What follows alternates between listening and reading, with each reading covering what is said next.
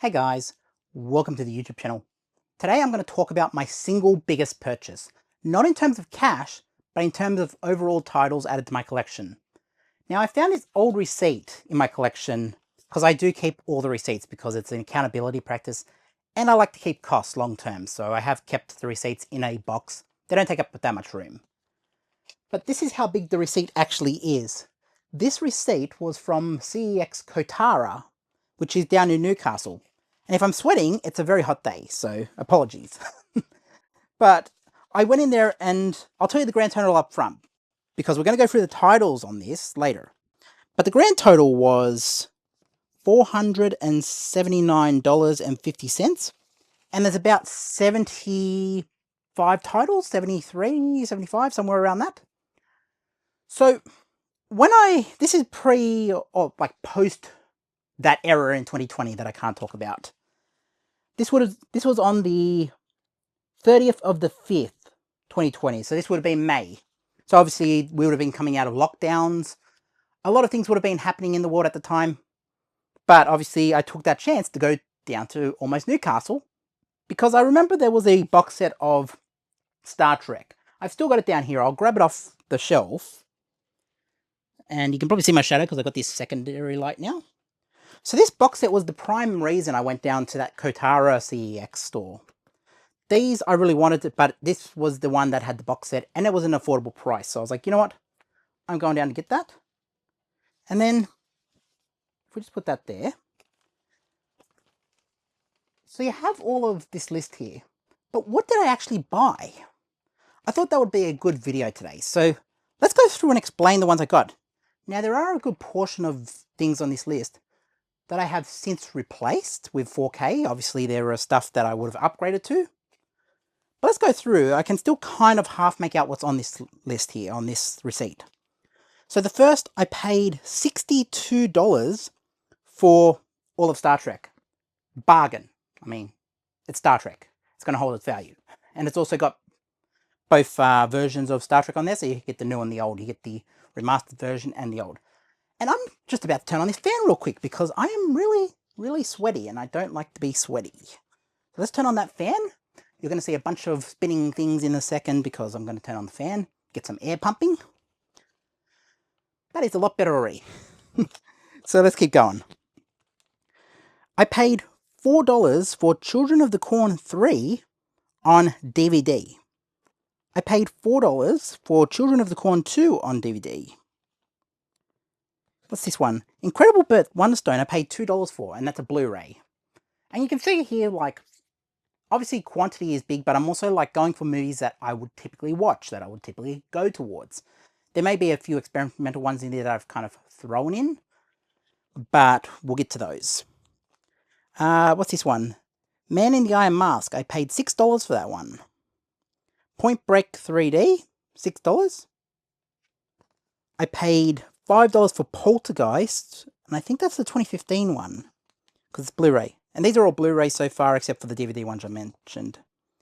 Paranormal Activity, The Ghost Dimension, $5. What's this one? Locked Up, $6. I think that's the one with Sylvester Stallone and Arnold Schwarzenegger. Still haven't watched it, but it is in my collection. What's this one? Letters from Iwo Jima. Oh, that's Clint Eastwood's one. Yeah, that's a definitely amazing movie. That one I paid $4 for, and that's a Blu-ray as well. These are all Blu-rays until I mention otherwise. Eat, Pray, Love, $3.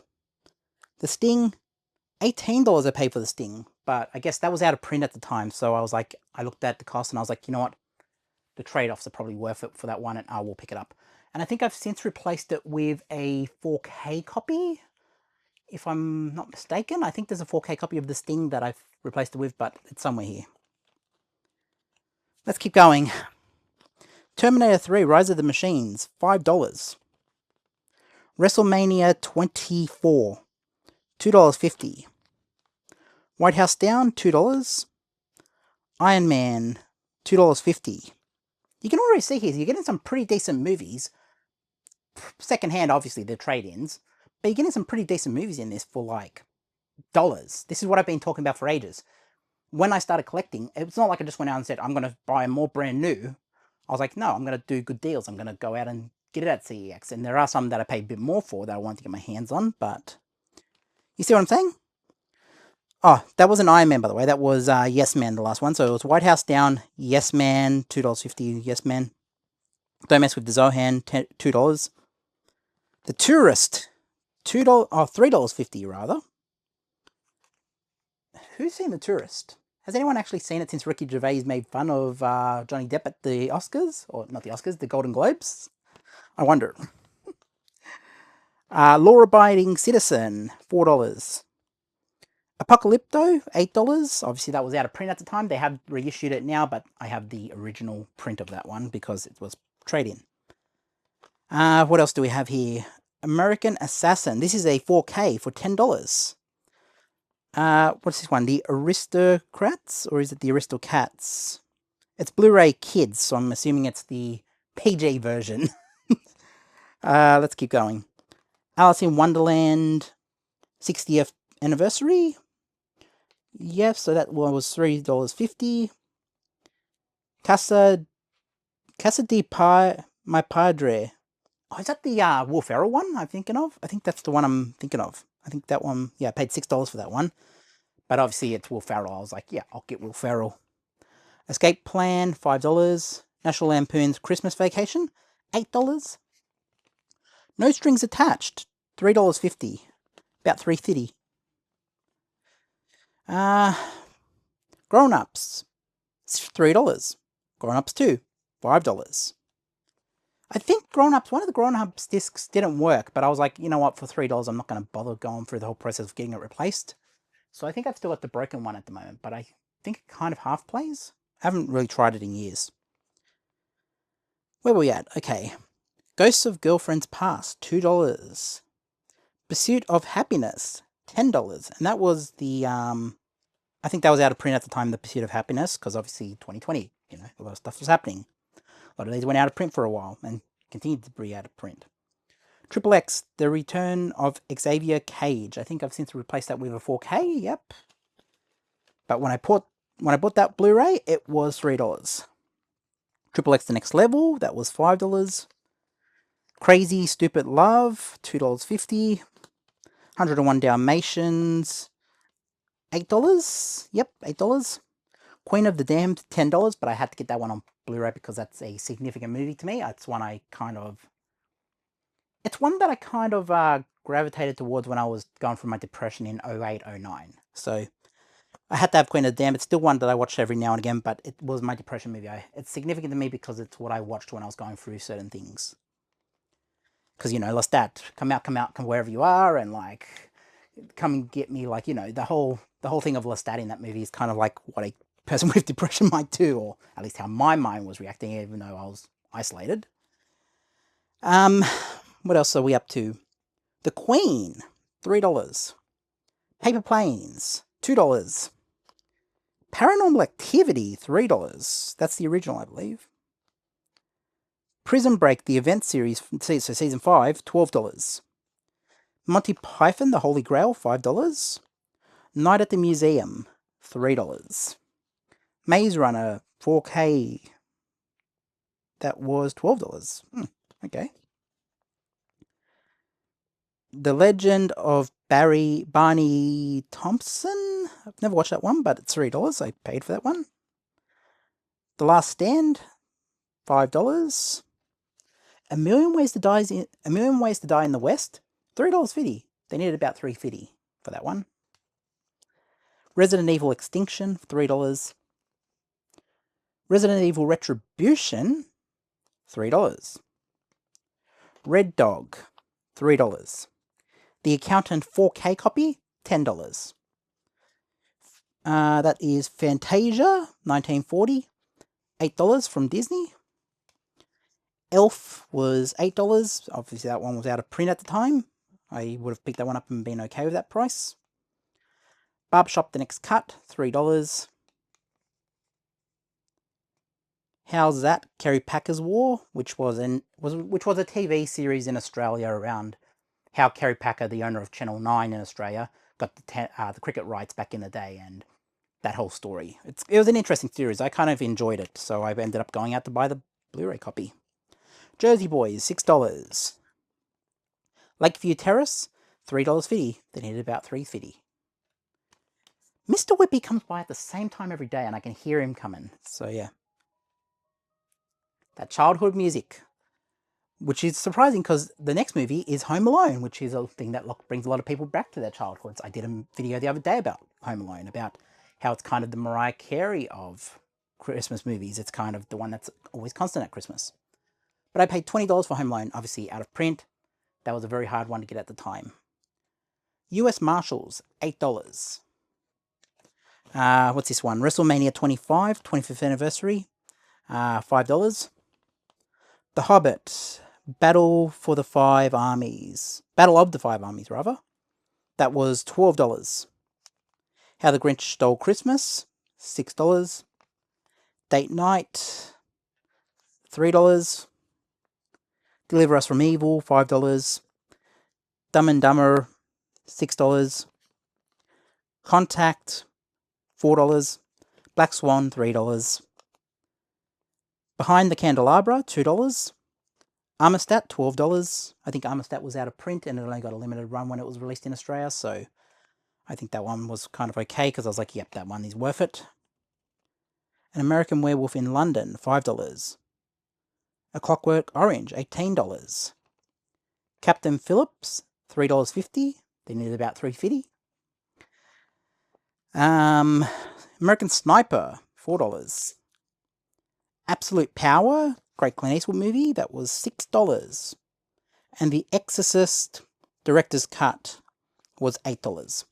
So yeah, as I said, that grand total brought me to $479.50. And the date on that one was right after 2020's lockdown period ended, or right at the tail end of the initial lockdown. So that was in the 30th of May 2020 at about 4 o'clock, 15:59. So yeah. The thing with shops like that is, I remember the guy at the counter, he was kind of like, this is the portion of the story where I know you people have been bored, crazy, listen to me read a receipt. So let's do some story about that. I remember I kept taking more up to the counter, and eventually at one point I was like, you're buying like half the shop. And I was like, yeah, but I'm going to pay for it all. It's like, to me, I was just like, you know what? I need to put titles in my collection. And this is when I really started going hard on my collection. I was like, you know what? I need titles. I want to have what I want. I want to have a reflection of what I think is good movies and what stuff I might want to watch.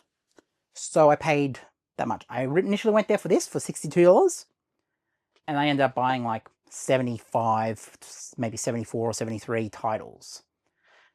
And yeah, I remember he printed it out. He said, it won't fit it all in one bag. So he gave me 2 bags full. And then I think the printer ran out of paper while I was printing my receipt. So he had to reprint the receipt. This was a reprint because he was like, oh, I have to change it out because the first one was only about 2 there printed that much because it ran out of paper. And literally he gave me it and said, yeah, well, I have to reprint it because, yeah, it's too much. Like, that is a lot of paper, obviously. Look at that. That is how much I bought at CEX Kotara. And I am sorry to that guy who it might have come up towards the end of his shift, because I think that was actually a Sunday. I think the 30th of May 2020, I think that was actually a Sunday. I remember it was vaguely a Sunday, so obviously CEX would have been closing early and would have wanted to get home, and obviously I walk in there and buy half the shop. So, you know, I highly apologise for it, but I mean, maybe he got an hour overtime, maybe? I would hope so. But what a interesting thing where I paid that, like, single biggest pickup ever in terms of how many titles I added in one shop. Now, there are times where I went into places like JB Hi-Fi and bought all the Marvel movies, bought all the Disney, not Disney, what are they called? Pixar movies, and, you know, there are situations like that where I might have bought 40, 50 at a time. Obviously, there were bigger costs than that, but in terms of single titles in a bag, bringing them home in one go, that's the single biggest. And yeah, if you're collectors, let me know what your single biggest one is. Do you have a vague recollection of what may have been your biggest buy? Let me know in the comments, guys, and I will catch you in the next one.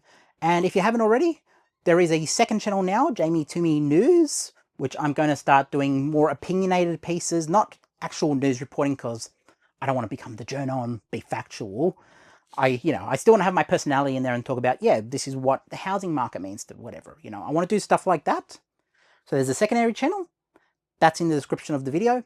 And my Instagram, where I'm also doing the side videos, YouTube, Instagram exclusives, where I'm going to do a bit lighthearted stuff that wouldn't really work on YouTube. I'll do that on the socials, so it's still reflective of who I am. And that's the reason I've divided it up a bit, because I want to keep the main channel as mainly physical media, and that is inclusive of gaming. So I'm not going to split the gaming channel off into another channel. It's all going to be on the main channel, but, talking about news is going to not really fit with the theme of this channel. So that's why I've got the second channel. And if you feel like watching that video, one of that videos, that's the first one I did up here. This was about the war on cash. And the second one down here is something from my other channel. I'll let YouTube decide what puts down here. I'll just pick a random one of my, like a jukebox of my videos, and I'll put it down the bottom. Catch you in the next one. Peace.